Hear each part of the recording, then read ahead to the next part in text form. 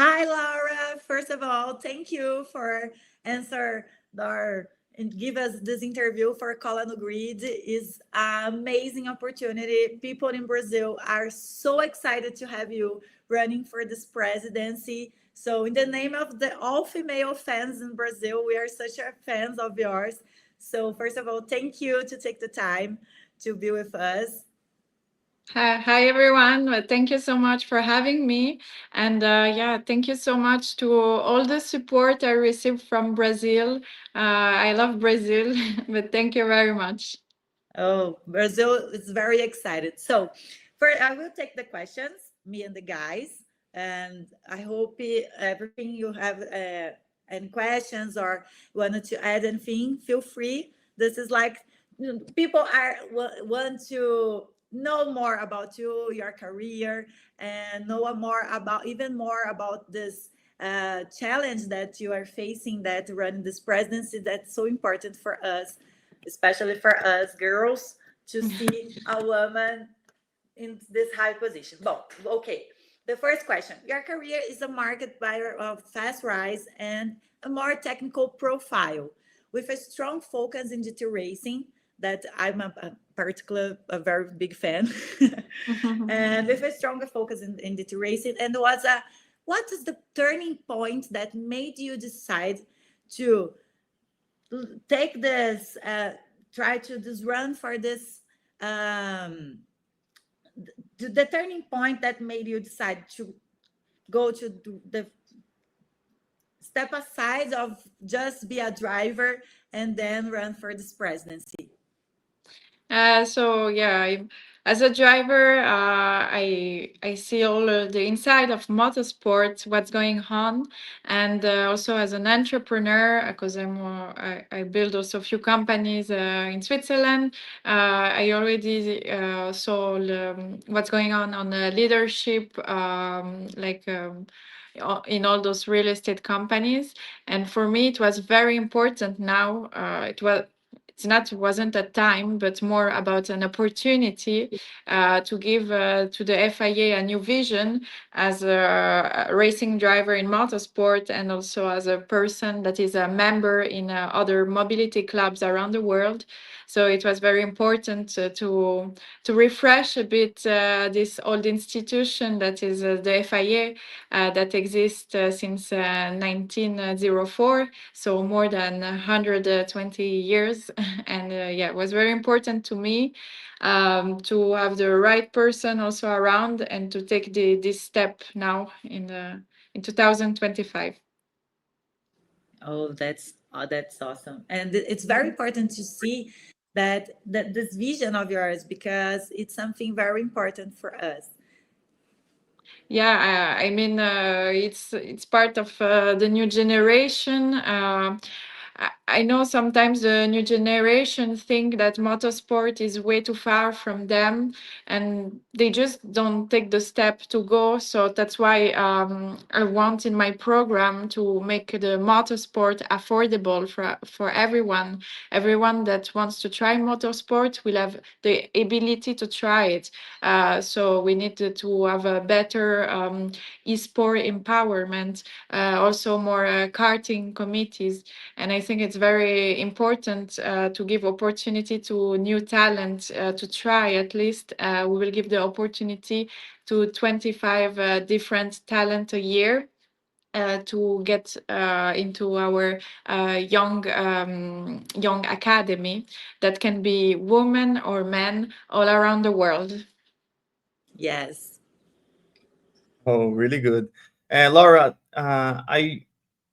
I want to bring to the table this thing that you said about the perspective of the new generation, the refreshing of FIA.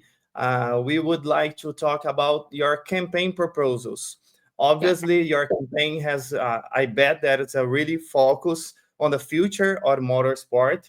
So, I we would like to hear from you a little bit about not just from driver perspective or to the drivers, but what are your campaign proposals for the fans and for the teams from FIA around the world? So just from people from outside to understand a bit more. So FIA is based about sports, motorsport, Formula One, endurance races, GT races, and there is the other part of FIA that is based on mobility. So I'm talking right now with each president of each clubs that are all around the world to understand more what's going on in each country. It can be about motorsport, but also about mobility. That is a very important talk for everyone, because everyone in the world take the roads, and it's very important. The program, the road safety program has been made, but we need to improve what's going on around, and that's why I'm taking the time to talk with everyone around the world and to see what this organization can do and how financially we can help the local tourism and build new things around to have the 0 deaths by 2035. Yeah. Hi, Laura. Yeah, Hi. my English is very bad. Sorry about this, but let's go. Many young people today look at motorsport and feel disconnected. As president, what do you believe can be done to make this sport more accessible and inspiring for the new generation, not only as driver but also in the other rules? Yeah. So, yeah, I don't want to comment what's going on now. I mean, my program is more based about the future, so the new generation, because I think it's first of all the sport is for everyone, so we needed to make it accessible. It's like a world of opportunity we need to have, but for drivers, the program I was mentioning before with the Young Academy, but I think it will be very interesting to help the people to have improvement in engineer, in mechanics and strategic people that work also around motorsport. Because for now, it already exists the FIA University for people that works around motorsport, but it will be very interesting to develop more about it around and for drivers. So everything is more about opportunity we will give to everyone with the new academies. And also we have the chance, women has the chance since 2 years now to get the accessibility for Formula One Academy that has been created by Susie Wolf. So it's an academy to start with Formula 4, but we want to continue to develop this program to give the opportunity for young ladies also to have the step Formula 4, Formula 3, Formula 2, and access to Formula 1. It's very important to have more women around it.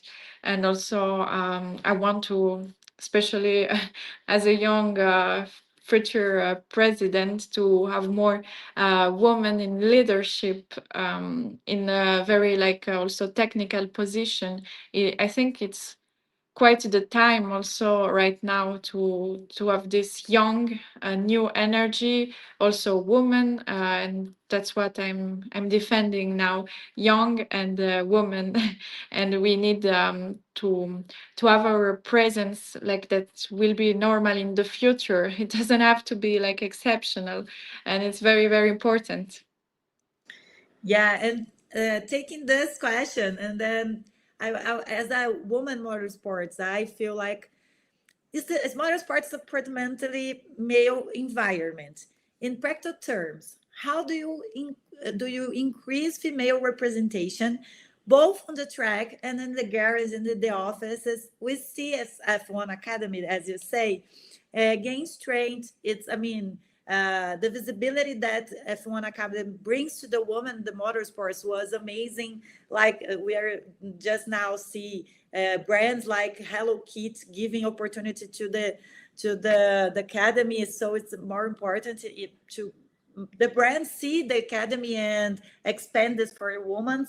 So F1 Academy gains strength, but are the plans to expand like this concept of F1 Academy to the others categories like F2, F3, even we can dream of maybe in Formula One in some time, creating a clear pathway for women to reach the top in the motorsports? Yes, this is the goal, that we want to make all the women in position to have the access for the next steps. So that was I was mentioning before. If we will have the opportunity to have the same like big brands going on Formula 3, Formula 2, yeah, it's the goal to make this step continue. I think it's part of the future. Oh, yes.